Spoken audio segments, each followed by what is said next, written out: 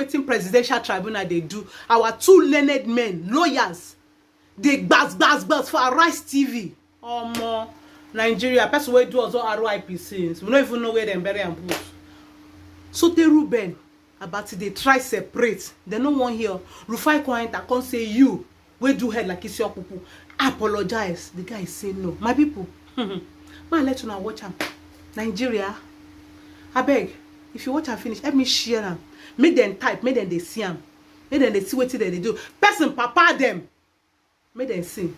Don't forget to follow my page, NHTV, and you go my YouTube channel, NHTV Hangout.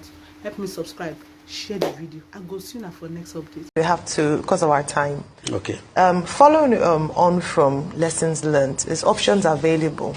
Because both petitioners, at least the main petitioners, the PDP and the Labour Party, have said that they were going to take this further by going to the Supreme Court. And this question is for both Mr. Onokpasa and Mr. Ezike. But I'll start with you, Mr. Ezike, because you said that in your opinion, the judges have failed in this regard. Is there any hope going to the Supreme Court? And I'll ask Mr. Onokpasa as well. I don't see any hope. But it will be a pleasant miracle if there's change. Because the judges who are in the Supreme Court, most of them are not the putters, they are not the Justice Shaw's. You look at the thing and interpret it properly.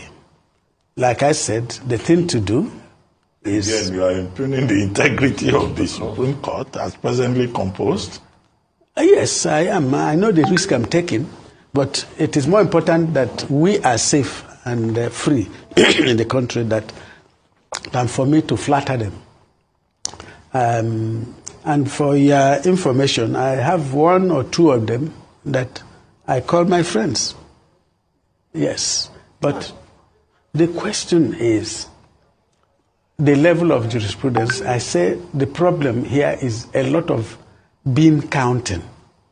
You start counting beans. No. What is the jurisprudence of it? Like in the United States, it is not the people who elect the president, it is the electoral college they have in the various states. Has anybody complained about it and said that, why should the electoral college, a few people in the various states, but when the votes are cast, the electoral college keeps quiet as it is. But if there's a problem, in Nigeria, the electoral college will interfere every time as it is. So when you make provision and say that Abuja is like that, you won't say it is wrong. It is there. If you don't want it anymore, you change the law. Now, the future with regard to this election will actually determine the future of Nigeria. Because this is the first time I noticed that young people were enthused in politics. This is after the toll gate thing. And if anybody doesn't understand history, then, the judges, then I think I would recuse myself if I'm a judge. If you understand history, you know where these things are going, and that your name will be there when the history is made. The history of this country, its survival or otherwise, may depend on this election. All right. I'd like to go to Mr. Onokpasa now. Thank you, Mr. Ezike. Mr. Onokpasa, please, your take on this. Going to the Supreme Court, PDP, Labour Party.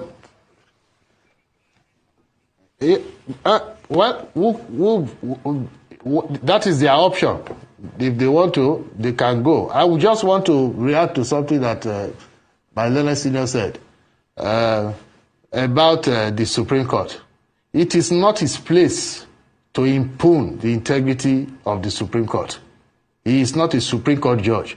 If he was that so great a lawyer, maybe he would be a Supreme Court judge. It is highly unfair of him to impugn the integrity of their lordships.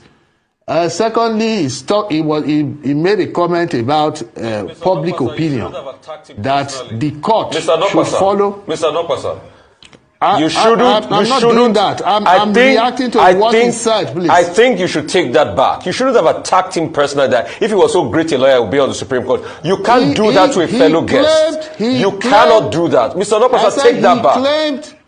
Take that back with due respect. Take that back. I will not, please. You can't do that to a fellow guest. He said that the justices, will you hear me out, young man? He said the justices Mr. of the Nopasa, Supreme please Court take that back. are not like the likes. Mr. Nopasa, my God. Oh God. Mr. Nopasa, kindly take that back. I am a lawyer. I will not stand any lawyer insulting the justices of the Supreme Court. Please, back. I won't. You are not a lawyer, young man. I said I will not take it back.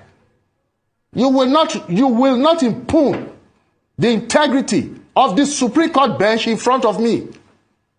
I mean, how dare you? That is our Supreme Court.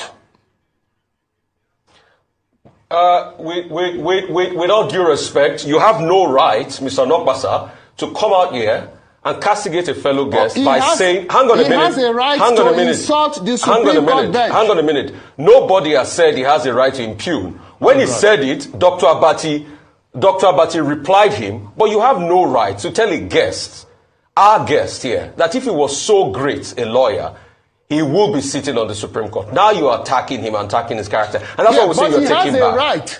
He has a right to compare our Supreme Court justices with who?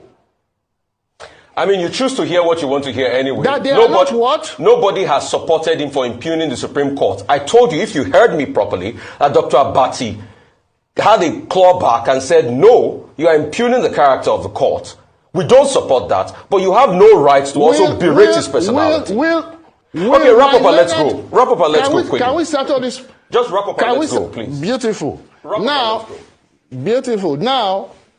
according to Mr. Ezike, he says that the court might decide a case according to public opinion. Well, the public opinion is actually even on Tinubu's side. Because according to the umpire INEC, he got the highest number of votes cast. It is not on Peter Obi's side. So I don't know what public opinion Mr. Ezike is talking about.